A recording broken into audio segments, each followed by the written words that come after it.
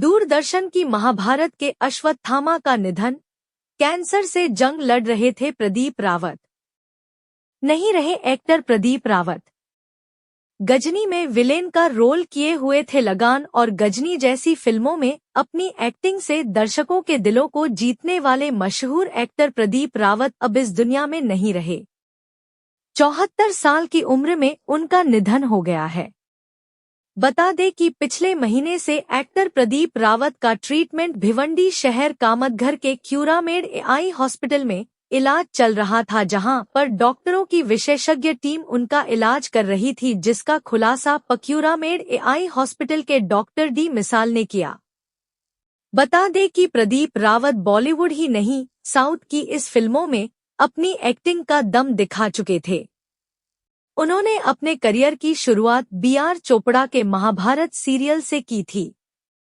उन्होंने शो में अश्वत्थामा का रोल किया था।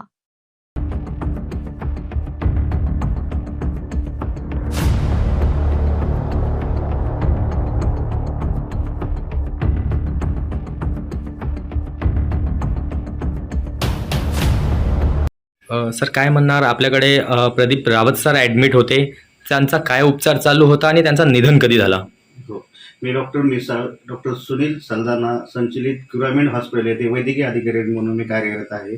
प्रसिद्ध अभिनेते प्रदीप रावतजी सर हे गेले 12 दिवस आमच्याकडे रक्ताच्या कॅन्सर संबंधित आजारासाठी उपचार घेत होते।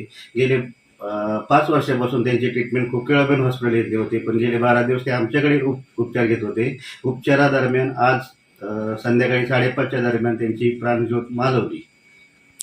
मात्र ते कोकिलाबेन हॉस्पिटलमधून आपल्याकडे रेफर करण्यात आलेला असला, ते कशा कारणाने? रेफर नव्हतं केलेलं, ते स्वतःहून एंड स्टेजला होते, स्वतःहून ते आमच्याकडे दाखल झाले होते।